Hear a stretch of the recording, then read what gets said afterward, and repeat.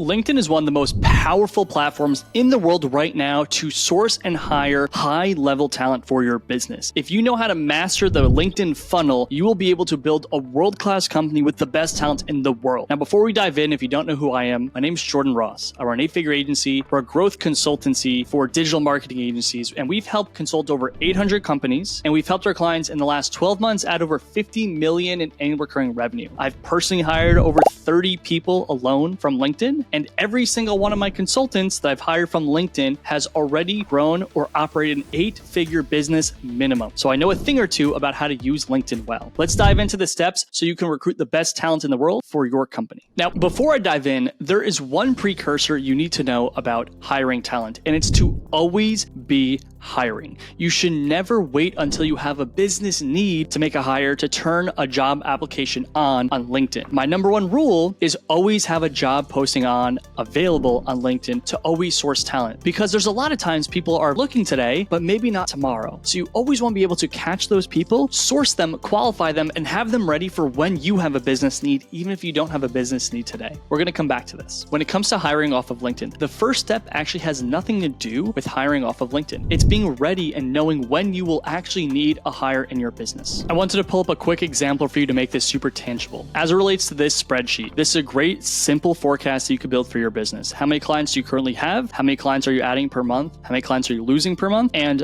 what talent you currently have and what talent you're going to need. In this example, this business has 28 current clients. They're adding 6 clients per month. They're losing 1 per month. And at the time, starting in January, they have 2 account managers. Now, if you don't know, an account manager is someone in a business that's managing and engaging with their accounts. So at the time of this forecast, this company in January has 20 active clients. And you could see here the average ratio of an account manager is 1 to 10. So if we know an account manager can manage 10 accounts and that account manager cannot manage more, every time we get more than a variable of 10, we need to hire. So you could see here by February in this example, they need to have their 3rd account manager ready. By April, they need to have their 4th account manager ready. And you would be able to say by June, they would need to have their 5th. When you do this forecast, it gives you the insight when you'll need to have your talent ready to actually begin their job. Because if you know that it takes you roughly every 2 months to onboard someone, or if you know in 4 months you're going to need another account manager, you might be relatively aware that might take you 2 months to source, hire, onboard, and train someone so they're ready. Because you don't want to get to the point of needing a new account manager to onboard 5 accounts and they're not ready for it. So forecasting is always important step number 1. Once you do this, you need to be able to map out what I call your ITP, your ideal talent profile. Now, most people just go and try to hire someone, and that could be a total waste of time. You could end up hiring the wrong people if you're not conscious and intentional about who you're actually hiring. I want you to map out 3 things before you actually hire someone. Number 1 is skills. Number 2 are soft skills. And number 3 is where they're actually located. So for skills, we want to get hyper specific. In the job of this role, we want to map out responsibilities, goals, and KPIs. When you map out responsibilities, these can be posting blogs in accordance with a specific schedule, creating ideas for a blog post, communicating monthly revenue results to clients, doing keyword research for blogs, conducting research for blogs. And goals can be growing an account's organic traffic 10% month over month, clients stay for at minimum 1 year or 12 months of billing. KPIs are inputs, things that we can control. Example KPIs for our job can be completing 2 job posts a week, creating 4 blog ideas for every 1 blog we post, communicating to clients when we go live. When you do this exercise of mapping out responsibilities, goals, and KPIs, you're going to identify what are the specific skills this person needs to have to actually do this job. When it comes to fit in your business, the second thing that you want to map out is cultural fit. What are the 5 to 10 values or aspirational values this person needs to have to actually fit within my company? I once had a client who told me he found an exceptional account manager and in 1 month reached out to me and told me that he couldn't work with this person because the person was a Satanist. And I had never really experienced that, but this person was someone who was a religious individual. He went to church every Sunday and he realized he had to filter to make sure this person was aligned with his spiritual beliefs because he couldn't work with someone who was worshiping Satan, right? That's an extreme example, but in your company and with people you hire, you need to make sure there's alignment. So create some very core examples that could be specific to the role, but then specific for the company. Some examples could be earns trust, demonstrates ownership, buys for action, deliver results. Those are all stolen from Amazon.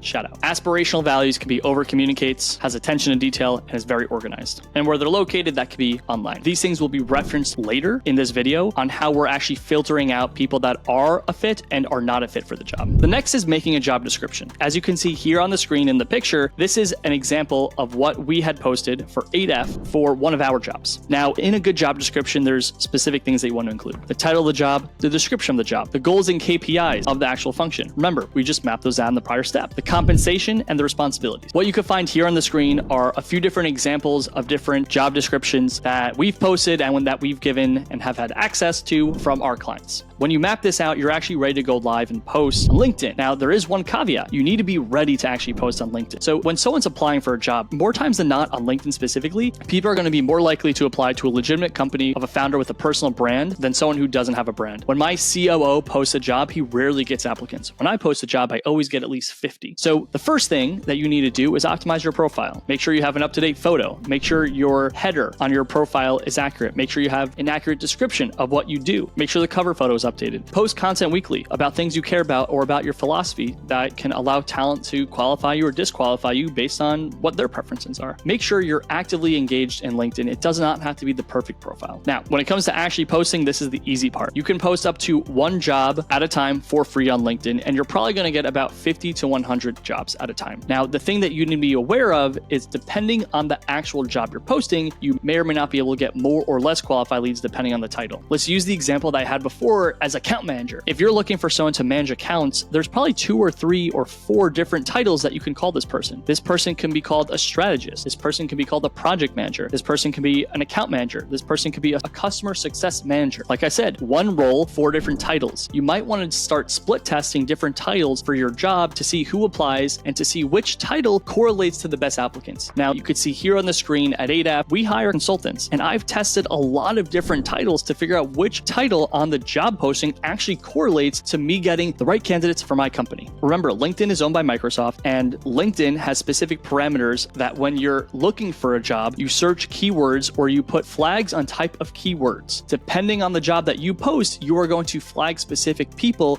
looking for specific keywords. It's better to cast a broader net rather than a smaller net to ensure you're actually getting the right candidates. Now, here's a little bit of a small tip, but this is a video for LinkedIn, but I want to encourage you to post your job everywhere. You have the job description, you have the job posting. I want you to post this job all over the internet. LinkedIn, Monster, Indeed, Upwork. It does not matter. Talent are located all over, and if you only post to one platform, you're limited to the talent that you actually get on that platform. So make sure you're casting an even bigger net, because if you get 1,000 applicants compared to 100 applicants, you're more likely to find the best candidate for your business. Now, if you're struggling to get applicants, there's one quick hack I want to give to you, which is asking for referrals. Now, as an example, on LinkedIn, if you're running a digital marketing agency or an SEO agency specifically, and you're looking for a content writer, you can go search content writers at other digital marketing agencies, connect with them on LinkedIn, wait till people accept your connection request, and send them a simple message. What I like to say, and the script I give to my clients, is actually here on the screen. But the big thing that you want to be aware of, because you could change the script for yourself, is asking people if they know anyone that might be a fit for your job and being willing to pay them up to $500 or $1,000 if the person they refer to you actually gets hired and stays with you for a certain amount of time. Now, I always like to throw in there, if you, the person receiving this message, are this candidate, we'll give you the signing bonus. Now,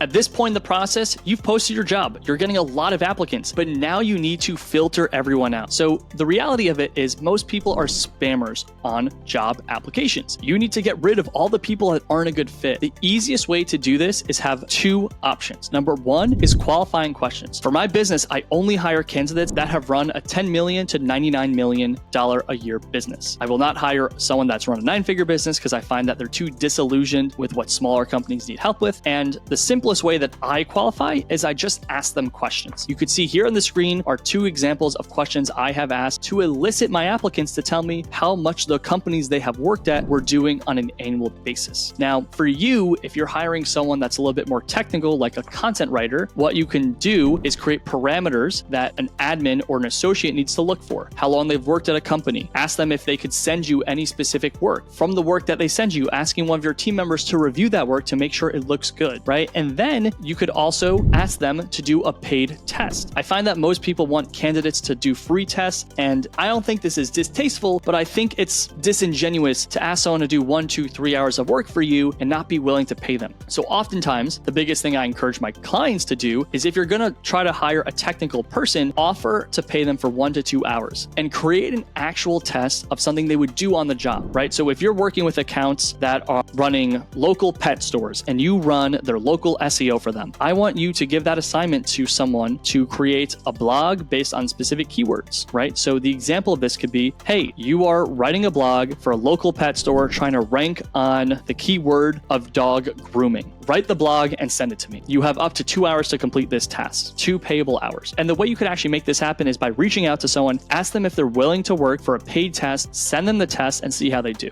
Just through this one activity, you are going to disqualify 80% of the people that apply. Once you get past this phase, you're only going to have 20% of applicants. This is a great time to start interviews. Now, at this phase, if you have 100 applicants, you might only have 5 to 20 people that actually pass your screening, which means you're only going to have 5 to 20 interviews. In your interviews, you want to assess for cultural fit and technical fit. Remember earlier, I gave a few different examples of specific values we want to see our team members demonstrate. In the example I shared before, there were specific values such as earns trust, ownership, buys for action, deliver results. Let's just say in your company, you want to test someone on 5 values. When we ask someone a question, we want to correlate a point system to that question. So if you're going to ask someone 10 questions and each question can be worth either 0, 1, or 2 points, you would want to create a passing score for an interviewee. In this example, I usually say if you're going to ask someone 10 questions, a passing score would be 18 points. When you ask them questions, you want the questions to tease the value. And don't use questions that are, tell me about a time when. Use questions that are specific. So I like to do situational questions. So what I like to say is, hey, Mr. or Mrs. Candidate, I'm going to put you through a role play with me and we're going to go through a specific scenario that could happen to you in the job and I want to see how you react. How does that sound? So in the example that I shared before, earns trust is a key value that we want to see. So I want you to come up with 10 scenarios that tease out values and role play. That's the best way to actually see how they respond. So what I do in interviews is I will come in and I'll say, hey, so I'm a client, I've made an investment and I'm upset with the investment I made because I didn't feel like you demonstrated the value that I was looking to see. How do you respond? Let's role play this. So then I just act like an angry customer to see how they talk to me and communicate with me. And I score them on 0, 1, or 2. They did bad, they did mediocre, or they did really well. After all 10 of my questions, if they score at least 18 points, they are good enough to get hired. From there, my candidates will move on to a second interview. And my company, we do one interview with my COO, one interview with me. We must both be aligned to hire someone because this ensures that we're not displaying cognitive bias. Cognitive bias in interviewing is a very real thing. We want to hire people that are similar to ourselves. So both of us have to put our candidates through specific job interview questions that are point-based. And from both of our interviews, we have candidates that scored at least an 18, and then we have a pool of candidates that we like. We'll then review our pool of candidates and compare and say which candidates we liked more than others. As you can see here on the screen, here's a quick example of what the grading rubric could look like so you can make it easy for yourself to actually keep score. And I do want to note, trust your gut. I'm a really intuitive individual. I trust my gut more than anything as an entrepreneur. Every single time I've done an interview and my gut told me this person wouldn't be a good hire, even though they passed my test,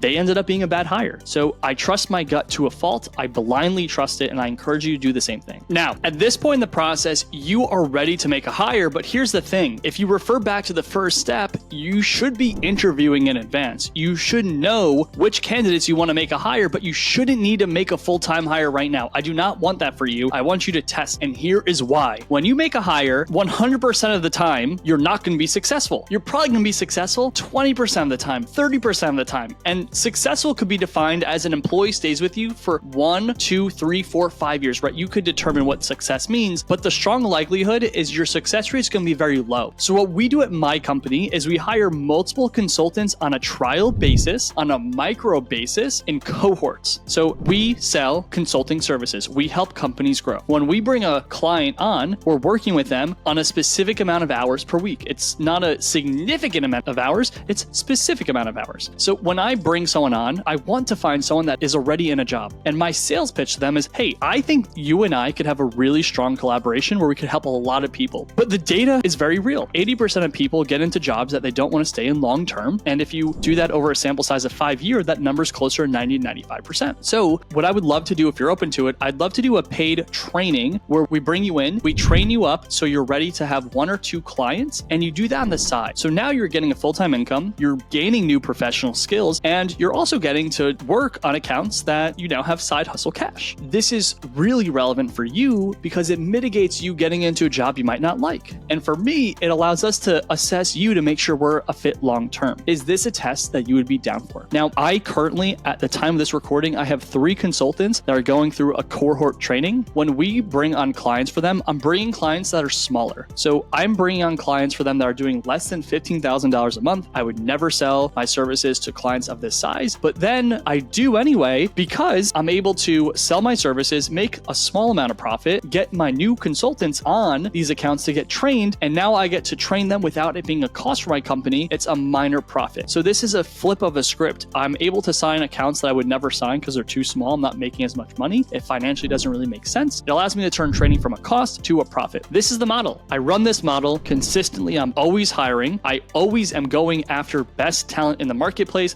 and I'm always iterating my system. It's never set in stone. Now, I appreciate you watching. If this video was valuable for you, make sure you like and subscribe to my channel to gain more insightful videos to help grow your business. And if you need help scaling your company, go to the link below to book a call with us and get a consultation on how you can grow your business to 7 or 8 figures and beyond with our amazing talent. Thank you.